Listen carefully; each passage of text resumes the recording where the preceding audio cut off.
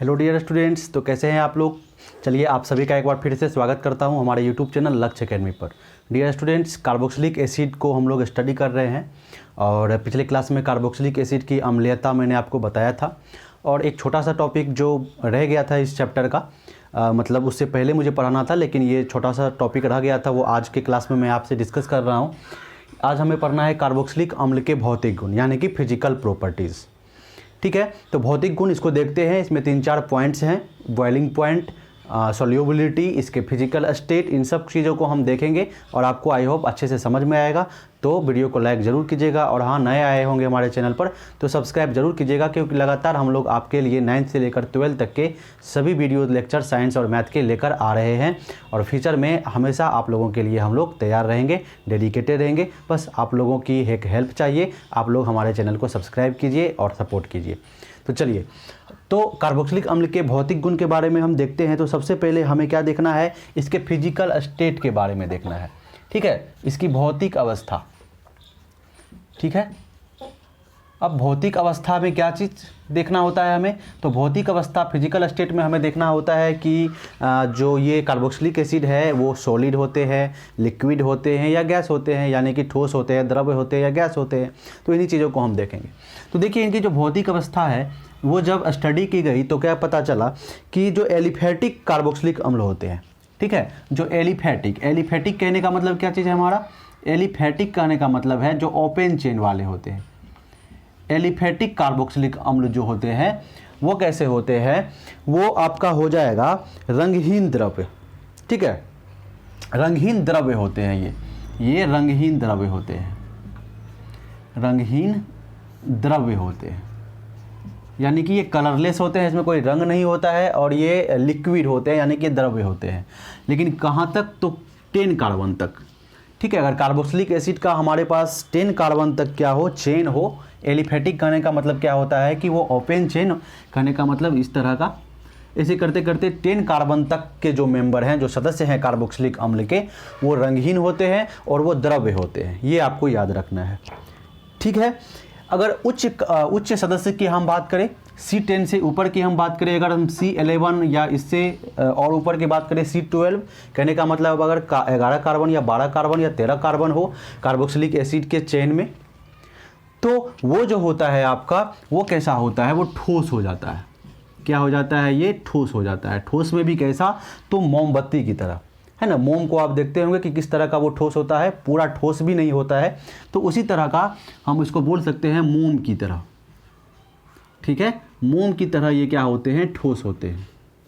ये आपको याद रखना है, ध्यान रखना है कि भौतिक अवस्था की बात करें तो जो C10 तक यानी कि 10 कार्बन तक का जो मेंबर है कार्बोक्सिलिक अम्ल का, वो कैसे होते हैं, रंगहीन द्रव्य होते हैं। लेकिन उससे ऊपर के सदस्य, उच्च सदस्य जो होते हैं C11 C12, वैसे वो मोम की तरह क्या होते हैं, ठोस होते हैं। तो ये एक छोटी सी बात थी जो आपको ध्यान में रखना है। चलिए अब हम दूसरी बात करते हैं इसके क्वथनांक के बारे में। ठीक है, इसके क्वथनांक के बारे में, कार्बोक्सिलिक अम्ल के क्वथनांक यानी कि बॉइलिंग पॉइंट के बारे में हम बात करते हैं। बॉइलिंग पॉइंट के बारे में हम यहाँ पर इसके बॉइलिंग पॉइंट के बारे में बात करेंगे। तो क्वथनांक तो आप लोग जानते ही होंगे कि क्या चीज़ होता है। तो हम चलिए इसको देखते हैं कि बॉइलिंग पॉइंट जो है वो किस तरह से बढ़ता है या घटता है। तो देखिए, होता क्या है कि आप लोग पहले भी पढ़े होंगे कि आणविक द्रव्यमान बढ़ने से, अधिकतर जो कंपाउंड होते हैं, यौगिक होते हैं, जब उनका आणविक द्रव्यमान क्या होता है, बढ़ता है। जब आप इसके आणविक द्रव्यमान को बढ़ाएंगे तो इनका क्वथनांक भी क्या होगा, बढ़ेगा। इनका क्वथनांक भी क्या हो जाएगा, बढ़ेगा। ये बात आपको ध्यान में रखना है। ठीक है, लेकिन अगर हम कार्बोक्सिलिक एसिड के क्वथनांक को कंपैरिजन करें किसी दूसरे कंपाउंड से, जैसे कि एल्डिहाइड से, कीटोन से, ठीक है, या अल्कोहल से, उन सब की तुलना में क्या होता है कि बॉइलिंग पॉइंट कार्बोक्सिलिक एसिड का क्या होता है, अधिक होता है। कार्बोक्सिलिक एसिड का बॉइलिंग पॉइंट जो है वो ज़्यादा होता है। तो आपको ये ध्यान में रखना है कि आणविक द्रव्यमान बढ़ने से क्वथनांक क्या होता है, बढ़ता है। इसका मतलब अगर आपके सामने ये हो कहीं पर, ये इस तरह का C2H5 C double bond OH, या आपके पास हो CH3 C double bond OH, या आपके पास इस तरह का हो जाए C3H7 C double bond OH, sorry ये 7 लिख दिया मैंने, OH।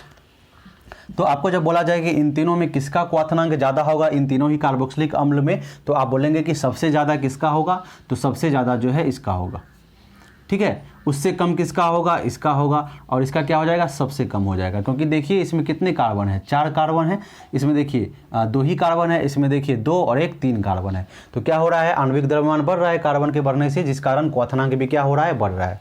यानी जब हम कंपेरिजन करें तो इसको हम फर्स्ट नंबर मान ले, अगर इस तरह से अगर देख लीजिए, अगर इसको हम फर्स्ट नंबर मान ले, इसको सेकेंड नंबर मान ले, इसको यदि हम थर्ड नंबर मान ले, तो हम कहेंगे कि थर्ड नंबर वाला का क्वथनांक सबसे ज़्यादा होगा, उससे कम किसका होगा, फर्स्ट नंबर वाले का, और सबसे कम किसका हो जाएगा आपका, सेकेंड नंबर वाले का।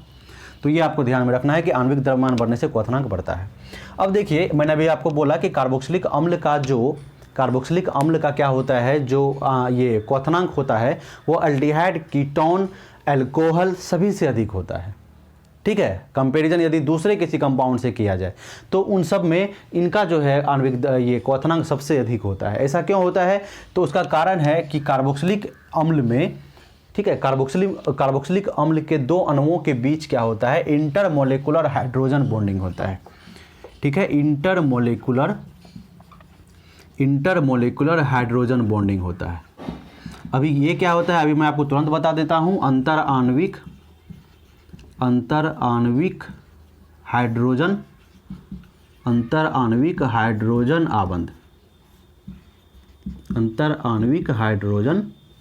आबंध, ठीक है। ये बात आपको ध्यान में रखना है।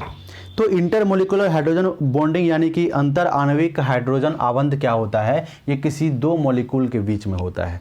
तो कार्बोक्सिलिक अम्ल के 2 अणुओं के बीच में ये अंतर आणविक हाइड्रोजन बॉन्डिंग होता है, ठीक है। इसीलिए इस हाइड्रोजन बॉन्ड जो है वो अपने आप में कमज़ोर तो है ही, लेकिन ये अपने आप में क्या है, स्ट्रॉन्ग है। मतलब उन सब की तुलना में ये इंटरमोलिकुलर हाइड्रोजन बॉन्डिंग स्ट्रॉन्ग होता है, इसीलिए इसको तोड़ पाना, इसके आबंध को मुश्किल होता है। मैं यहाँ पर आपको एक स्ट्रक्चर बना के दिखाता हूँ, वो ज़्यादा ठीक रहेगा।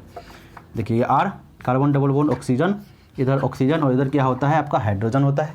ये कार्बोक्सिलिक एसिड का स्ट्रक्चर है, ठीक है ना। तो ये आपको देखना है। अब देख लीजिए इधर से हम दूसरे कार्बोक्सिलिक एसिड को लेते हैं, तो देख लीजिए ये H, ये O, ये आपका जो है क्या हो जाएगा, कार्बन डबल बॉन्ड ऑक्सीजन, ठीक है। और ये क्या हो गया, OH हो गया, और इधर मान लीजिए कोई R ग्रुप है।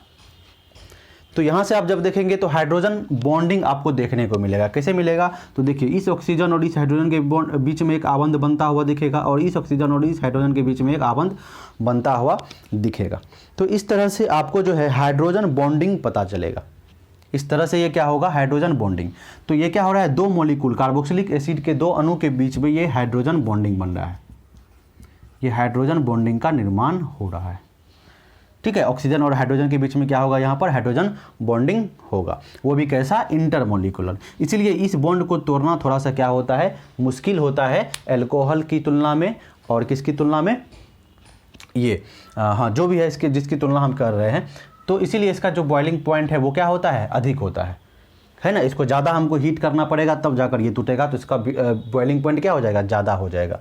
तो आपको याद रखना है कि कार्बोक्सिलिक एसिड का जो क्या होता है, अंतर आणविक हाइड्रोजन आबंध के कारण इनका जो क्या होता है, क्वथनांक होता है वो अधिक होता है। किससे, तो एल्कोहल से भी, एल्डिहाइड से भी, कीटोन से भी। एल्डिहाइड और कीटोन में हाइड्रोजन बॉन्डिंग नहीं होता है, आपको बताया था मैंने। चलिए, तो इस बात को आप यहाँ पर से क्या करेंगे, ध्यान में रखेंगे, ठीक है। तो ये बात आपको यहाँ से समझ में आ गई होगी। तो अब देखिए, अब चलते हैं हम तीसरे पॉइंट की ओर। तीसरा पॉइंट जो हमारा है वो क्या है, वो है सॉल्युबिलिटी, ठीक है ना, सॉल्युबिलिटी के बारे में। तो सॉल्युबिलिटी का मतलब क्या चीज़, कहने का मतलब घुलनशीलता। घुलनशीलता कि कार्बोक्सिलिक अम्ल जो है वो किस किस चीज़ को अपने में घुलाता है या खुद किसके साथ घुलता है, इस बात को हमको देखना है, घुलनशीलता। तो जब आप घुलनशीलता का देखेंगे तो जो निम्न सदस्य होते हैं, ठीक है ना, जो निम्न सदस्य होते हैं कार्बोक्सिलिक अम्ल के, जो निम्न सदस्य होते हैं, निम्न सदस्य जो होते हैं वो जल में, ठीक है ना, जल में क्या होते हैं, घुलनशील होते हैं। जल में घुलनशील होते हैं, मतलब बहुत अधिक घुलनशील होते हैं, हम ये कह सकते हैं कि निम्न जो सदस्य है वो जल में क्या होते हैं, घुलनशील होते हैं। क्लियर है, इस बात को आपको ध्यान में रखना है। और जो उच्च सदस्य होते हैं, ठीक है ना, उच्च सदस्य कहने का मतलब कि जैसे जैसे कार्बन का संख्या बढ़ता चला जाता है, ठीक है ना। तो उच्च सदस्य हम यहाँ से बोल सकते हैं कि जो उच्च सदस्य होता है, उच्च सदस्य होता है वो जल में क्या होता है, अघुलनशील होता है, अघुलनशील होता है। ठीक है, तो कहने का मतलब कि सॉल्युबिलिटी का क्या है, तो निम्न सदस्य जल में घुलनशील होते हैं और जो उच्च सदस्य है वो जल में अघुलनशील होते हैं। क्लियर है। लेकिन जितने भी कार्बोक्सिलिक एसिड है, उच्च सदस्य कहने का मतलब C10 से ऊपर, मतलब 10 कार्बन से ऊपर वाला सदस्य, ये आपको ध्यान में रखना है। ठीक है ना। लेकिन एक बात आप बिल्कुल ध्यान में रखेंगे कि कार्बोक्सिलिक अम्ल, जितने भी कार्बोक्सिलिक अम्ल है, चाहे वो निम्न हो चाहे वो उच्च सदस्य हो, सभी के सभी किसमें घुलनशील होते हैं, तो सभी के सभी जो है पोलर सॉल्वेंट में। पोलर सॉल्वेंट कहने का मतलब क्या चीज़ है आपका, ध्रुवीय विलायक। ठीक है, ध्रुवीय विलायक मतलब जो पोलर सॉल्वेंट है, पोलर सॉल्वेंट ध्रुवीय विलायक में कार्बोक्सिलिक अम्ल, ठीक है ना, कार्बोक्सिलिक अम्ल क्या होते हैं, घुलनशील होते हैं, सभी घुलनशील होते हैं। तो इस बात को आपको ध्यान में बिल्कुल रखना है और सेट करके रखना है कि ध्रुवीय विलायकों में सभी कार्बोक्सिलिक अम्ल, चाहे वो निम्न सदस्य हो चाहे वो उच्च सदस्य हो, वो क्या होते हैं, इसमें घुलनशील होते हैं। इसका कारण क्या है, इसका कारण ये है कि आप लोगों ने सुना होगा कि सेम को घुलाता है। यानी अगर कोई जैसे कि कार्बोक्सिलिक अम्ल है, तो कार्बोक्सिलिक अम्ल की प्रकृति कैसे होती है, तो इसकी ध्रुवीय प्रकृति होती है। ठीक है, इसकी ध्रुवीय प्रकृति तो कैसे होती है ध्रुवीय प्रकृति, तो इस पे डेल्टा माइनस, इस पे डेल्टा प्लस, इस पे डेल्टा माइनस, इस तरह से प्रकृति जो होती है कार्बोक्सिलिक अम्ल की वो ध्रुवीय होती है। और यदि इसकी प्रकृति ध्रुवीय है तो ये घुलेगा भी किस में, तो ध्रुवीय में घुलेगा, ध्रुवीय विलायक में घुलेगा। आप लोगों ने सुना होगा कि सेम को घुलाता है, एक जैसा चीज़ एक जैसे चीज़ को ही घुलाता है। तो क्योंकि ये ध्रुवीय है इसीलिए किस में घुल जाता है, ध्रुवीय विलायकों में भी घुल जाता है। अब आप बोलेंगे कि ये ध्रुवीय विलायक क्या होते हैं, इसके कुछ एग्जाम्पल, तो बहुत सारे एग्जाम्पल होते हैं, जैसे कि बेंजीन है ध्रुवीय विलायक, ईथर है ध्रुवीय विलायक, एल्कोहल भी है ध्रुवीय विलायक। ठीक है ना। तो कहने का मतलब कि निम्न सदस्य जल में घुलनशील होते हैं, उच्च सदस्य जल में घुलनशील नहीं होते हैं। लेकिन पोलर सॉल्वेंट में यानी कि ध्रुवीय विलायक में सभी के सभी कार्बोक्सिलिक अम्ल क्या होते हैं, घुलनशील होते हैं, क्योंकि इसकी प्रकृति ध्रुवीय होती है, इसीलिए ये ध्रुवीय विलायकों में घुल जाते हैं। जैसा कि आपका बेंजीन है, ईथर है, एल्कोहल है, ये सभी के सभी क्या चीज़ है, ये ध्रुवीय विलायक है, ये ध्रुवीय विलायक है। तो इसको आप, इस पॉइंट को आप याद रखेंगे।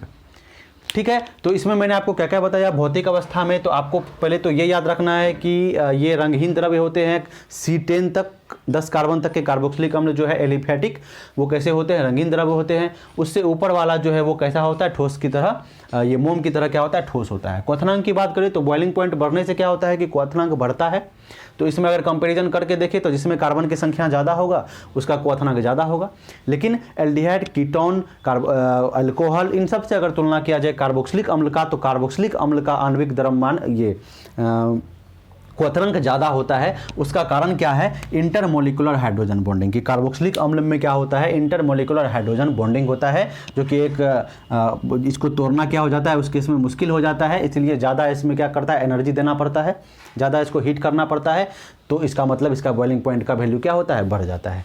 तो इसीलिए hydrogen bonding, intermolecular hydrogen bonding के कारण, अंतराण्विक हाइड्रोजन आवंत के कारण इसका जो होता है क्वथनांक वो अधिक होता है। किसकी तुलना में, तो एल्कोहल, एल्डिहाइड के तुलना में और अल्कोहल की तुलना में। घुलनशीलता की बात करते हैं तो निम्न सदस्य जो हैं वो जल में घुलनशील होते हैं, लेकिन उच्च सदस्य जल में घुलनशील नहीं होते हैं। ठीक है। और लेकिन ध्रुवीय विलायक में क्या होते हैं, सभी कार्बोक्सिलिक अम्ल जो है वो घुल जाते हैं, क्योंकि कार्बोक्सिलिक अम्ल की भी प्रकृति जो होती है वो कैसी होती है, ध्रुवीय होती है। ठीक है। तो इन सब बातों को आप समझ गए होंगे अच्छे से। तो ये आपका फिजिकल प्रॉपर्टी था, जो एक छोटा सा टॉपिक था। तो इन सब बातों को आप ध्यान रखेंगे तो आपको हर एक चीज़ जो है यहाँ से क्लियर हो जाएगी। तो चलिए, आई होप कि आपको अच्छे तरीके से समझ में आ गया होगा। इसको बस इस पॉइंट को आप याद रखेंगे तो आपका फिजिकल प्रॉपर्टी पूरा का पूरा हो जाएगा।